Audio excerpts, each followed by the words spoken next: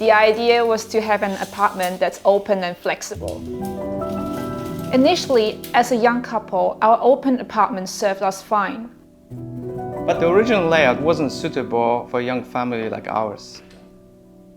Now, with our daughter, we are dividing the space and adding storage. Our home is located in Newton, Singapore. It's right next to the most happening area in Singapore, yet maintains a calming residential vibe. My name is Joyce. I'm an interior designer.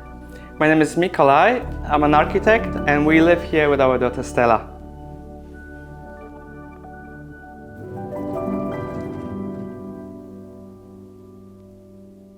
This episode is brought to you by Odoo.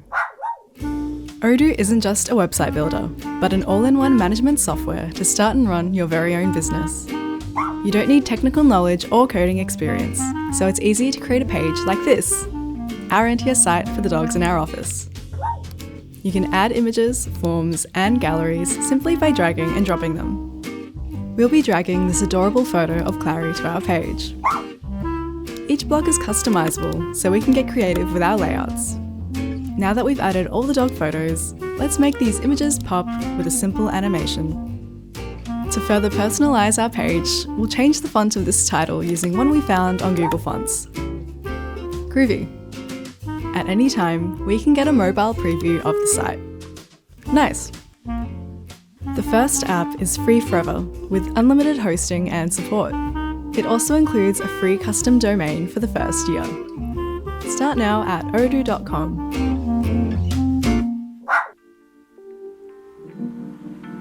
We lived here since 2018, and over the past 6 years, we made changes to the apartment to better suit our lifestyle. We also drew inspiration from the use of curtains as a space dividers. Not only do they impart a soft and flowy aesthetics, they also take up minimal space when pushed to the side. The apartment could become a 1-room, 2 rooms, or 3 rooms apartment depending on how the curtains are used, adapting to our needs. The original apartment was dark and lacked a sense of warmth. The apartment featured a semi-open mezzanine level. It blocked a lot of natural light. There was an open living and kitchen area and a bathroom. The first thing we did was to remove the mezzanine level to create an open space. We then added a custom joinery unit, which also integrates a fold-out bed. The new large floor-to-ceiling storage unit was custom built beside the kitchen. The storage space was converted into a nursery, and we used an awkward nook in the living area for the new study. Lastly, curtains were added to the nursery and bedroom, so these spaces can be closed off and open when needed. When entering the apartment, you're welcomed by an open space filled with vibrant colors that pop up here and there. We decided to keep the original floor. These are the large format marble floor tiles that cover the entire apartment. Originally, there was a small office space by the entrance, but we repurposed it into a nursery for our daughter. While it may appear compact, it can accommodate a crib, a combined wardrobe and diaper changing station, and even a versatile feeding lounge chair that doubles up as the bed for those challenging nights. We utilize a curtain as a space divider between the nursery and the kitchen and dining area. It doesn't only save space for the door opening, but also allows us to maximize interaction by almost fully opening up to the nursery. The kitchen has everything we need. There is an oven, dishwasher, induction hob, a large sink and a wine chiller.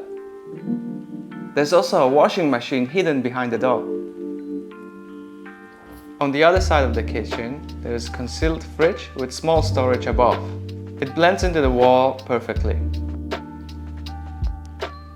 It's handy to be able to write messages, shopping lists and recipes straight on the wall. Since we are combining the kitchen and circulation space for the dining area, we were cautious about selecting lightweight-looking furniture. So we placed an organic-shaped dining table by Swedish architect Mark Gertel in the middle.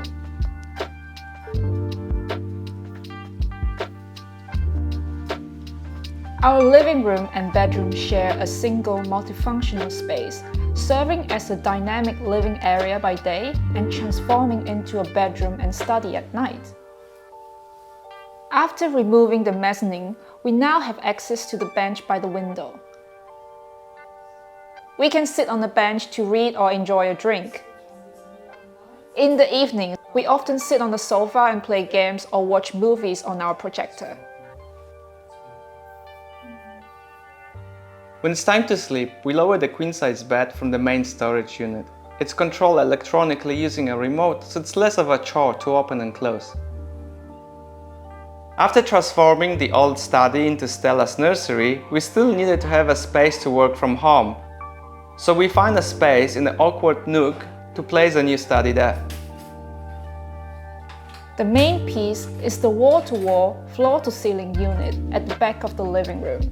It integrates a Murphy bed in the middle, a wardrobe on the sides, and lots of space above for items that we seldom use. Just beside the kitchen, we added a full-height storage unit made from plywood with a matte white laminate. It stores all of our household items. Heavy and bulky items such as pram are stored in the lower section. The upper section has our clothes, Stella's toys, and a feeding station for her bottles.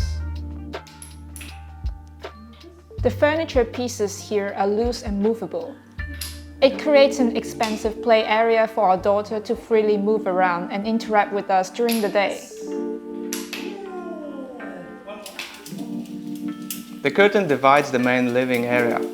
By closing it at night, it transforms the space into a cozy bedroom. The curtains are double layer, so they also help a little bit with the sound. This setup ensures that if one of us needs to work at night, the other person in the bedroom remains undisturbed. The same curtain that divides living and sleeping area also creates a small entrance to the bathroom. We did it by customizing the curtain track and making it curved.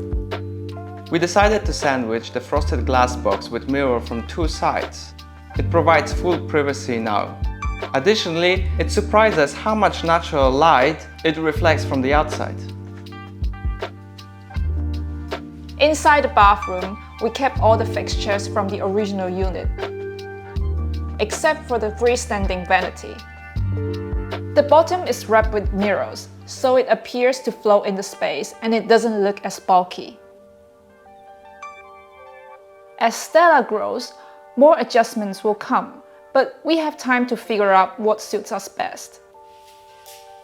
We believe a well-designed small space doesn't feel small. By using bright colors, reflective surfaces, finding creative storage solutions, and keeping the space flexible. Thanks for watching.